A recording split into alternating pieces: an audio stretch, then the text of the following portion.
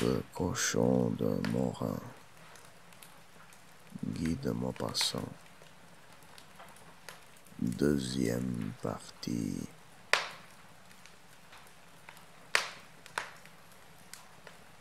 J'étais alors rédacteur en chef du Nal des Charentes et je voyais Morin chaque soir au café du commerce. Dès le lendemain de son aventure, il vint me trouver, ne sachant que faire. Je ne lui cachai pas mon opinion. Tu n'es qu'un cochon.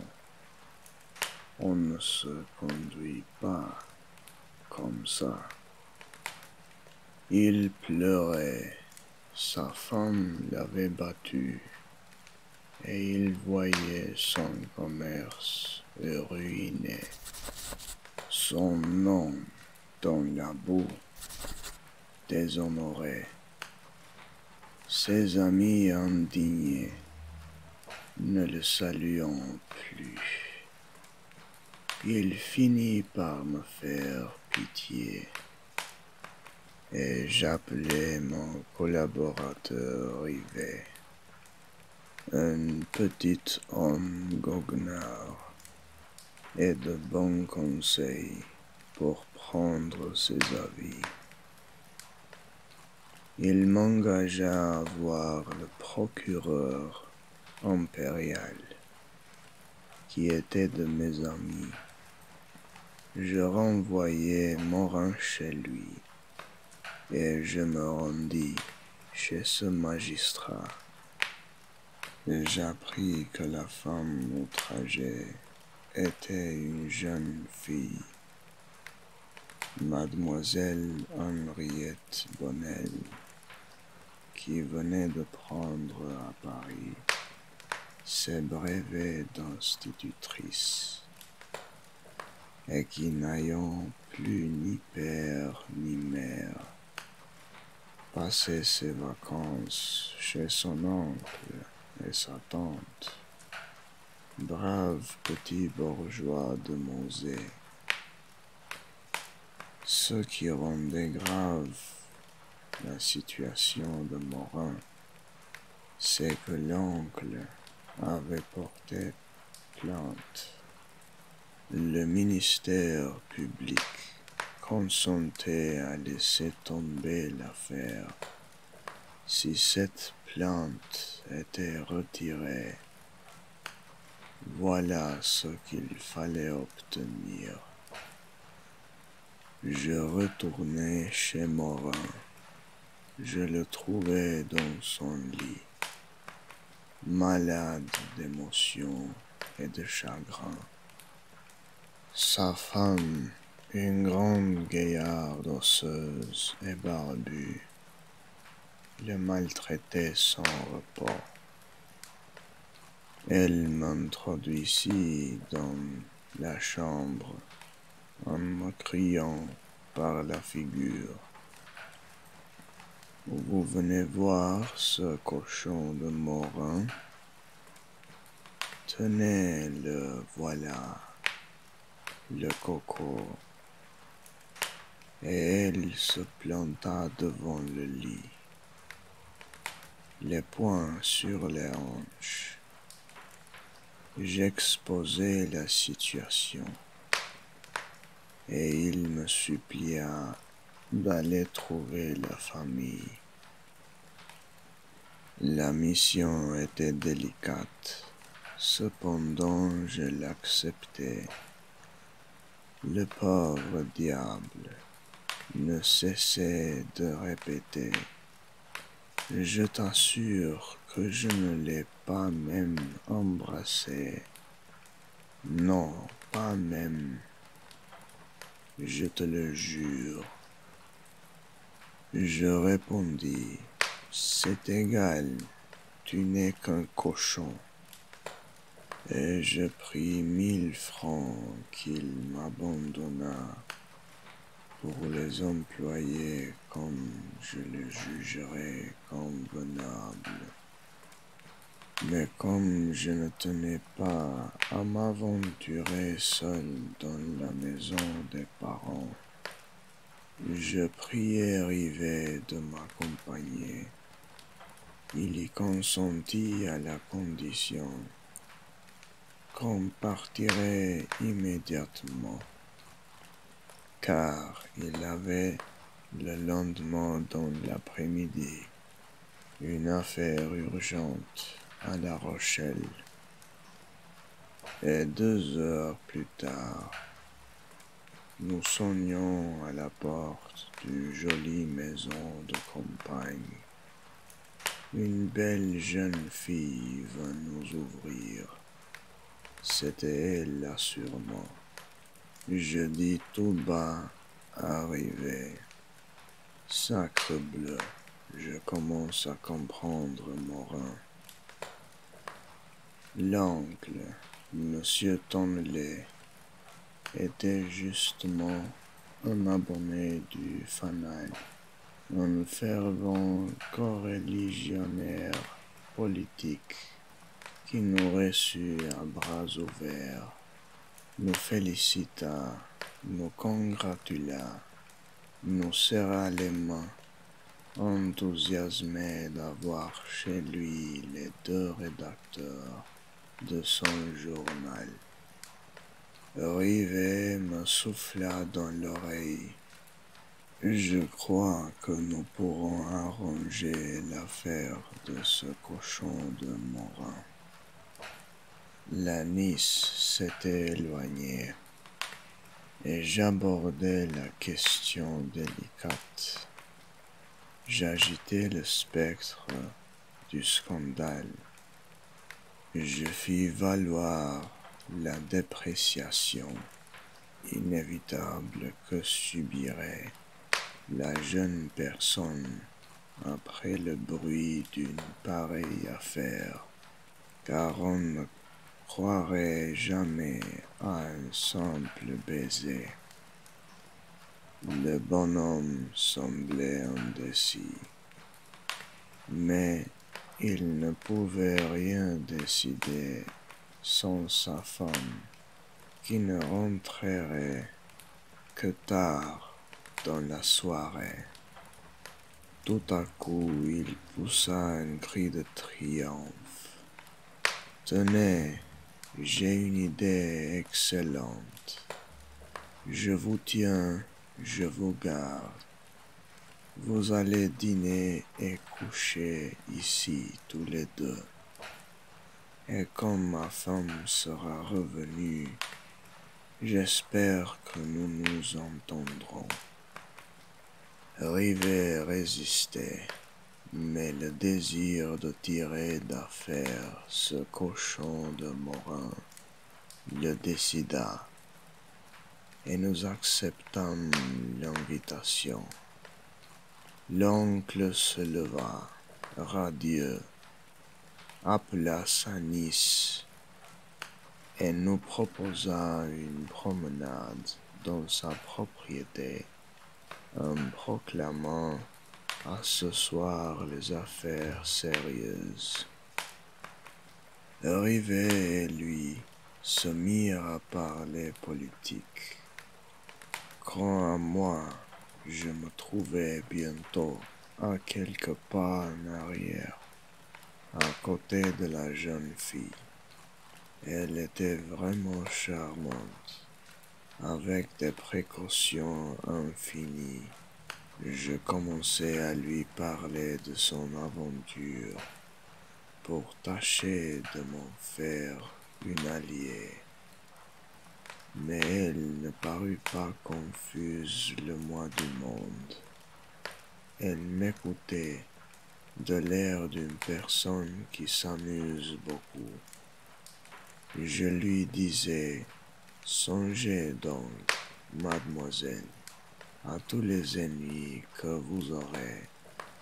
Il vous faudra comparaître devant le tribunal, affronter les regards malicieux parler en face de tout ce monde, raconter publiquement cette triste scène du wagon. Voyons, entre nous, n'auriez-vous pas mieux fait de ne rien dire, de remettre à sa place ce polisson sans appeler les employés et de changer simplement de voiture? Elle se mit à rire. C'est vrai ce que vous dites, mais que voulez-vous? J'ai eu peur, et quand on a peur, on ne raisonne plus. Après avoir compris la situation, j'ai bien regretté mes cris, mais il était trop tard. Songez aussi que cet imbécile s'est jeté sur moi comme un furieux, sans prononcer un mot, avec une figure de fou. Je ne savais même pas ce qu'il me voulait. Elle me regardait en face, sans être troublé ou intimidé. Je me disais, mais c'est une gaillarde, cette fille. Je comprends que ce cochon de Morin se soit trompé. Je repris en badinant.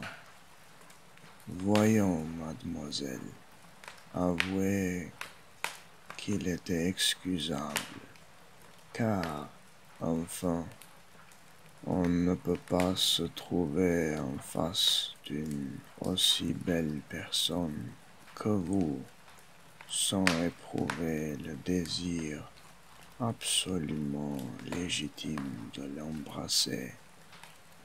Elle rit plus fort, toutes les dents au vent. Entre le désir et l'action, monsieur, il y a place pour le respect. La phrase était drôle, bien que peu claire. Je demandai brusquement, « Eh bien, voyons si je vous embrassais, moi, maintenant, qu'est-ce que vous feriez ?» Elle s'arrêta pour me considérer du haut en bas. Puis elle dit tranquillement, « Oh, vous, ce n'est pas la même chose. » Je le savais bien, parbleu, que ce n'était pas la même chose, puisqu'on m'appelait dans toute la province le beau là-bas. J'avais 30 ans alors, mais je demandai pourquoi ça. Elle haussa les épaules et répondit, « Tiens, parce que vous n'étiez pas aussi bête que lui. » Puis elle ajouta, en me regardant en dessous, ni aussi laid. Avant qu'elle eût pu faire un mouvement pour m'éviter, je lui avais planté un bon baiser sur la joue. Elle sauta de côté, mais trop tard. Puis elle dit, « Eh bien, vous n'êtes pas gêné non plus, vous. Mais ne recommencez pas ce jeu-là. » Je pris un air humble et je dis à mi-voix, « Oh, mademoiselle, quant à moi, si j'ai un désir au cœur, c'est de passer devant un tribunal pour la même cause que Morin. » Elle demanda à son tour, « Pourquoi ça ?» Je la regardai au fond des yeux sérieusement, parce que vous êtes une des plus belles créatures qui soient, parce que ce serait pour moi un brevet, un titre, une gloire que d'avoir voulu vous violenter, parce qu'on dirait après vous avoir vu, tiens, la barbe n'a pas volé ce qui lui arrive, mais il a de la chance tout de même. Elle se remit à rire de tout son cœur. Étiez-vous drôle? Elle n'avait pas fini le mot drôle que je la tenais à plein bras et je lui jetais des baisers voraces partout où je trouvais une place dans les cheveux, sur le front, sur les yeux, sur la bouche parfois, sur les joues, par toute la tête, dont elle découvrait toujours, malgré elle, un coin pour garantir les autres. À la fin, elle se dégagea, rouge et blessée. Vous êtes un grossière, monsieur, et vous me faites repentir de vous avoir écouté. Je lui saisis la main, un peu confus, balbutiant. Pardon, pardon, mademoiselle. Je vous ai blessé. J'ai été brutal. Ne m'en voulez pas. Si vous saviez, je cherchais vainement une excuse. Elle se prononça au bout d'un moment. Je n'ai rien à savoir, monsieur.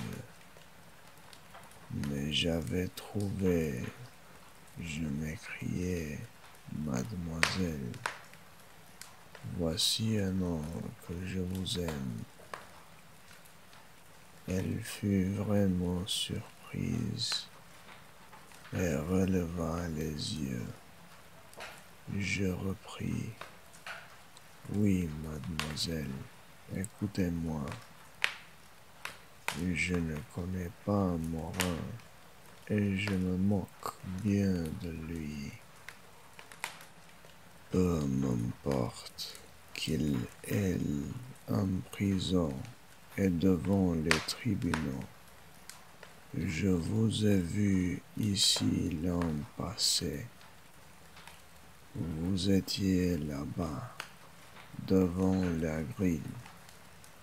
J'ai reçu une secousse en vous apercevant et votre image ne m'a plus quitté. Croyez-moi, on ne me croyait pas, peu m'importe. Je vous ai trouvé adorable, votre souvenir me possédait. J'ai voulu vous revoir. J'ai saisi le prétexte de cette bête de Morin. Et me voici. Les circonstances m'ont fait passer les bornes. Pardonnez-moi. Je vous en supplie, pardonnez-moi. Elle guettait la vérité dans mon regard, prête à sourire de nouveau. Et elle murmura, blagueur. Je levai la main et d'un ton sincère, je crois même que j'étais sincère, Je vous jure que je ne mens pas. Elle dit simplement, allons donc. Nous étions seuls, toutes seules. Rivet et l'oncle ayant disparu dans les allées tournantes. Et je lui fis une vraie déclaration, longue, douce, en lui pressant et lui baissant les doigts. Elle écoutait cela comme une chose agréable et nouvelle, sans bien savoir ce qu'elle en devait croire. Je finissais par me sentir troublé, par penser ce que je disais. J'étais pâle, oppressé, frissonnant et doucement. Je lui pris la taille. Je lui parlais tout bas dans les petites cheveux frisés de l'oreille. Elle semblait morte, tant elle restait rêveuse. Puis sa main rencontra la mienne et la serra. Je pressai lentement sa taille d'une étreinte tremblante et toujours grandissante. Elle ne remuait plus de tout. J'effleurai sa joue de ma bouche et tout à coup mes lèvres, sans chercher, trouvèrent les siennes. Ce fut un long, long baiser, et il aurait encore duré longtemps si je n'avais entendu hum hum à quelques pas derrière moi. Elle s'enfuit à travers un massif.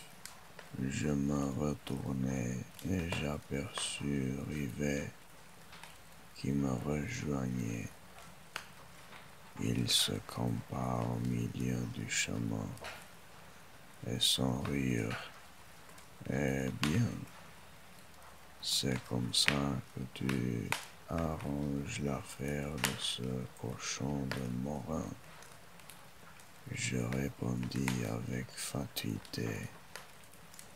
On fait ce qu'on peut, mon cher. Et l'oncle, quand as-tu obtenu? Moi, je réponds de la Nice. Rivet déclara. J'ai été moins heureux avec l'oncle, et je lui pris le bras pour rentrer.